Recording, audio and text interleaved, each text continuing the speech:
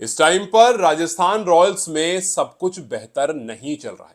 जब दिल्ली के खिलाफ मैच हुआ जहां पर सुपर ओवर हुआ, वहां हमें जो डगआउट से फोटोज आई, डगआउट से जो विजुअल्स आए, उससे यह तो समझ में आ गया कि भैया टीम में फ्यूड चल रहा है। टीम में राहुल द्रविड़ और संजू सैमसन एक पेज पर नहीं है। लेकिन ठीक है, इस तरह की बातें होती हैं, लेकिन जब मैच फिक्सिंग जैसी बात आ जाए तो वो बहुत बड़ा मामला हो जाता है। बिकॉज टीम में 20 लोग रहते हैं साथ में, कभी ना कभी आपके डिसीजन पर हो सकता है दूसरा सवाल उठाए, दूसरे डिसीजन पर आप सवाल उठाओ, और टीम में डिफरेंसेस आने कोई बहुत बड़ी बात नहीं है। लेकिन मैच फिक्सिंग होना हमने देखा है पास में कि टीम बैन तक हो जाती है, आपका पूरी जो रिप्यूटेशन है वो खत्म हो जाती है, उसके बाद दोबारा आकर के उसको बनाना ये काफी ज्यादा खतरे वाली बात है। सो अगर वाकई ऐसा कुछ चल रहा है राजस्थान में, तो भैया राजस्थान के फैंस, ये बड़ी दुखद खबर हो सकती है। हालांकि खबर कहां से आई और इसका क्या बेस है वो आपको पहले बता देता हूं, और फिर उसके बाद बात करेंगे टीम में फ्यूड की। सबसे पहले खबर आती है बीजेपी के एक एमएलए की तरफ से, जिनका नाम है जयदीप बिहानी, जो कि कन्वीनर हैं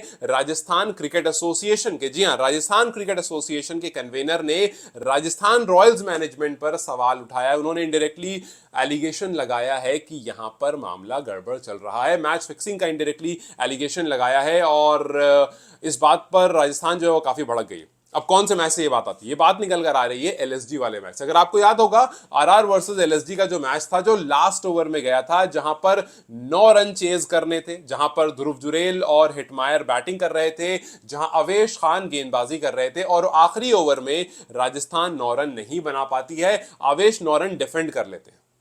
आपको याद होगा उससे एक मैच पहले भी कुछ ऐसा हुआ था, जब वो दिल्ली के खिलाफ खेल रहे थे, जहां पर सेम 9 रन ही चाहिए था, जहां पर हिटमायर ही बैटिंग कर रहे थे, हिटमायर के साथ ध्रुव जुरेल ही बैटिंग कर रहे थे, और वहां गेंदबाज थे मिचेल स्टार्क, वहां भी 9 रन था और स्टार्क वहां पर भी डिफेंड कर लेते हैं। हालांकि वो सुपर ओवर में जाता है, और वहां से कहानी थोड़ी थोड़ी पकनी शुरू हो जाती है कि यार तो 9 रन आसान थे, लेकिन सबने कहा भाई स्टार्क है, स्टार्क है, स्टार्क है, बड़ी चीज है, आपको पहले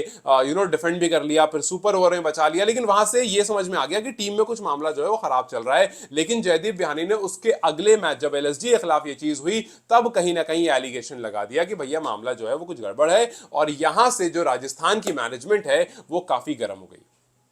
फैन डिसअपॉइंटेड थे कि भैया क्या हो रहा है, ये 9 रन 9 रन क्या चल रहा है ये। लेकिन जब ये एलिगेशन लगा तो फिर राजस्थान रॉयल्स के मैनेजमेंट ने सीधा स्टेट स्पोर्ट्स मिनिस्टर को खत लिख दिया, और जो राजस्थान की स्पोर्ट्स काउंसिल है उसको भी खत लिख दिया कि भैया ये जो एलिगेशंस है ये बहुत ज्यादा फालतू है, ये बहुत ज्यादा बेबुनियाद है, और आप उल्टा उन पर केस कीजिए। मतलब इन्होंने अपनी तरफ से पूरी डिफेंसिव अप्रोच दिखा दी कि भैया ऐसा कुछ भी नहीं है, इसमें 1% की भी सच्चाई नहीं है, और ये जो जयदीप बिहानी है जिस तरह की बातें कर रहे हैं ये पूरी तरह से बेबुनियाद। और बात सिर्फ यहां खत्म नहीं होती, जयदीप बिहानी ने तो यहां तक कह दिया कि भैया ये जो बीसीसीआई है, ये जो राजस्थान की फ्रेंचाइज है, ये मैनेजमेंट है, ये मिल करके, इनफैक्ट राजस्थान की जो स्पोर्ट्स काउंसिल है, ये मिल करके राजस्थान क्रिकेट एसोसिएशन को बाहर करने के प्लान में है आईपीएल से, और ये हर तरह से हमें एक्सक्लूड करने की कोशिश कर रही है। तो कहीं ना कहीं एक और एंगल इसका निकल कर आता है कि जरूर राजस्थान का जो क्रिकेट एसोसिएशन है, या जयदीप बिहानी है जो उनके कन्वीनर हैं, और जो राजस्थान की स्पोर्ट्स काउंसिल है, बीसीसीआई और राजस्थान मैनेजमेंट है,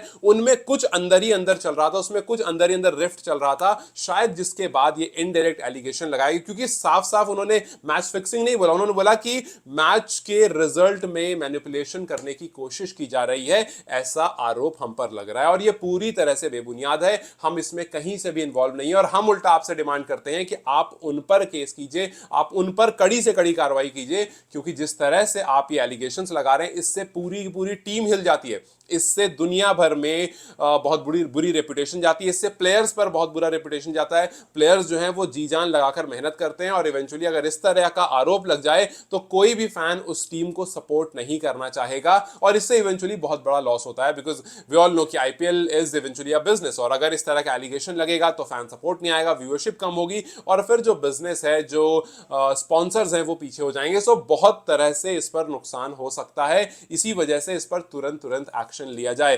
अब सारी कहानी यह है कि भैया जयदीप बिहानी आगे आकर और क्या कहते हैं, क्या कोई फाइनल उनके पास फुल प्रूफ है जहां से वो इस बात को कहते हैं, या फिर सिर्फ दो एसोसिएशन में डिफरेंसेस होने की वजह से कुछ इस तरह की इनडायरेक्ट बातें करना, जो कि आरआर मैनेजमेंट को काफी ज्यादा हार्म पहुंचा सकता है। और एक बात और बता दूं कि यह कहानी उस मैच से आई है जहां पर संजू सैमसन नहीं खेल रहे थे। उस मैच में कप्तानी कर रहे थे रियान पराग, बिकॉज आपको याद होगा संजू की रिब्स के आसपास यहाँ पर खिंचाव आ गया था, उससे पिछले वाले मैच में वो बाहर चले गए थे और इस मैच से वो पूरी तरह से बाहर थे। सो यहाँ पर जो कहानी पूरी बनी थी वो ये भी बनी थी कि भैया संजू उस मैच में नहीं थे तो हो सकता है, बिकॉज संजू के फैन इस तरह की काफी बार बात कर देते हैं। लेकिन हाँ, इस मैच में एटलीस्ट एक चीज क्लियर है कि बात जो निकल कर आई है वो एलएसजी वाले मैच से निकल कर आई है, और उस मैच में कप्तान संजू सैमसन नहीं थे, उस मैच में कप्तान रियान पराग थे। तो अब ये कहां तक बात जाती है, क्या वाकई उन पर जयदीप बिहानी पर कोई कार्रवाई होती है या फिर क्या राजस्थान के मैनेजमेंट पर कोई कार्रवाई होती है, बिकॉज भैया दोनों कार्रवाई के भागीदार तो हैं, इस तरह की बात मामूली बात नहीं होती है। सो अब देखना यह है कि ये आगे कहां तक पहुंचता है, बिकॉज शुरुआत की बात जरूर है बट अगर आगे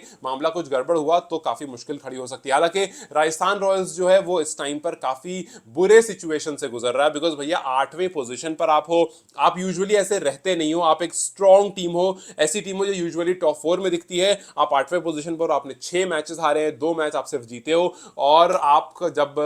जब टेबल पर थे, जब आप ऑक्शन टेबल पर थे, वहां पर भी कुछ आपकी चॉइसेस ऐसे थे जिस पर काफी सारे सवाल उठे, जैसे आपने बोल्ट को नहीं रखा, बोल्ट को जाने दिया, आपने बटलर को जाने दिया, आपने यूजी को जाने दिया, और यही प्लेयर्स दूसरी टीम में जाकर कमाल कर रहे हैं। इनफैक्ट ये प्लेयर आपके लिए भी मैच विनर्स थे, तो वहां भी फैंस काफी निराश थे कि भैया ये क्या करा आपने, आपने जिनको रिटेन करा उनके सामने जिनको जाने दिया, बहुत आसमान जमीन का अंतर है। कौन ऐसी टीम होती है जो बटलर जैसों को जाने देता है? आज देखो बटलर जाकर गुजरात टाइटंस में मैच विनर बने पड़े हैं, वो आपके लिए भी मैच विनर थे, बंदा अकेले खड़ा होकर के सेंचुरी लगाकर मैच जिता देता था, लेकिन आपने उसको जाने दिया, ट्रेंट बोल्ट को आपने जाने दिया, आपने यूजी चहल को जाने दिया। सो फैंस पहले ही राजस्थान की मैनेजमेंट से खुश नहीं थे, फिर उसके बाद 2 बैक टू बैक ऐसे मैचेस होना जहां पर सेम जैसी सिचुएशन आना कि 9 रन इधर 9 रन इधर, सेम दोनों प्लेयर उधर सेम दोनों प्लेयर इधर, इधर भी आप चेज नहीं कर पाते हो, इधर भी चेज नहीं कर पाते हो, ये दोनों मैच जो आपका था, जो 4 पॉइंट आपके थे वो यूं ही चले जाते हैं। तो जब इस तरह की इन सब के बीच में जब इस तरह की एलिगेशन लगती है तो कहीं ना कहीं फैंस इसको सच मानने पर मजबूर होते हैं, क्योंकि एक पैटर्न सा दिख रहा होता है,